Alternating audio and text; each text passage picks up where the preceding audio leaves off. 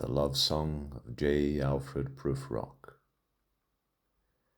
Let us go then, you and I, when the evening is spread out against the sky like a patient ether eyes upon a table. Let us go through certain half-deserted streets, the muttering retreats of restless nights in one-night cheap hotels and sawdust restaurants with oyster shells. Streets that follow like a tedious argument of insidious intent to lead you to an overwhelming question. Oh, do not ask what is it. Let us go and make our visit. In the room the women come and go, talking of Michelangelo. The yellow fog that rubs its back upon the window panes, the yellow smoke that rubs its muzzle on the window panes, licked its tongue into the corners of the evening, lingered upon the pools that stand in drains, let fall upon its back the soot that falls from chimneys, slipped by the terrace, made a sudden leap, and seeing that it was a soft October night, curled once about the house and fell asleep. And indeed there will be time for the yellow smoke that slides along the street, rubbing its back upon the window panes. There will be time to prepare a face to meet the faces that you meet. There will be time to murder and create, and time for all the works and days of hands that lift and drop a question on your plate. Time for you and time for me, and time yet for 100 indecisions, and for 100 visions and revisions before the taking of a toast and tea. In the room the women come and go, talking of Michelangelo. And indeed there will be time to wonder, do I dare, and do I dare? Time to turn back and descend the stair with a bald spot in the middle of my hair. They will say, how his hair is growing thin. My morning coat, my collar mounting firmly to the chin, my necktie rich and modest, but asserted by a simple pin. They will say, but how his arms and legs are thin. Do I dare disturb the universe? In a minute there is time for decisions and revisions which a minute will reverse. For I have known them all already, known them all. Have known the evenings, mornings, afternoons.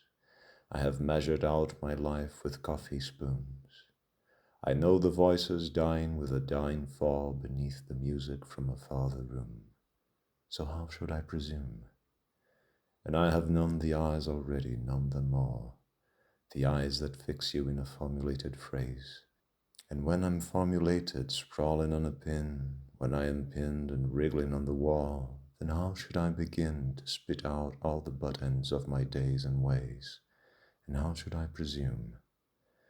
And I have known the arms already, known them all, arms that are braceleted and white and bare, but in the lamplight down with light brown hair. Is it perfume from a dress that makes me so digress? Arms that lie along a table or wrap about a shawl. And should I then presume? And how should I begin? Shall I say I have gone at dusk through narrow streets and watched the smoke that rises from the pipes of lonely men in shirt sleeves leaning out of windows? I should have been a pair of ragged claws scuttling across the floors of silent seas. And the afternoon, the evening sleeps so peacefully, smoothed by long fingers, asleep, tired, or it malingers, stretched on the floor here beside you and me. Should I, after tea and cakes and ices, have the strength to force the moment to its crisis? For though I have wept and fasted, wept and prayed, though I have seen my head, grown slightly bald, brought in upon a platter, I am no prophet, and here's no great matter. I have seen the moment of my greatness flicker, and I have seen the eternal footman hold my coat and snicker, and in short, I was afraid. And would it have been worth it after all, after the cups, the marmalade, the tea, among the porcelain, among some talk of you and me? Would it have been worth while to have bitten off the matter with a smile, to have squeezed the universe into a ball, to roll it towards some overwhelming question, to say, I am Lazarus, come from the dead, come back to tell you all, I shall tell you all. If one, settling the pillow by her hair, should say, that is not what I meant at all, that is not it at all. And would it have been worth it after all? Would it have been worthwhile, after the sunsets and the dooryards and the sprinkled streets, after the novels, after the teacups, after the skirts that trail along the floor, and this and so much more? It is impossible to say just what I mean. But as if a magic lantern threw the nerves in patterns on a screen, would it have been worthwhile if one settling a pillar or throwing off a shawl and turning toward the window should say, that is not it at all, that is not what I meant at all? No, I am not Prince Hamlet, nor was meant to be.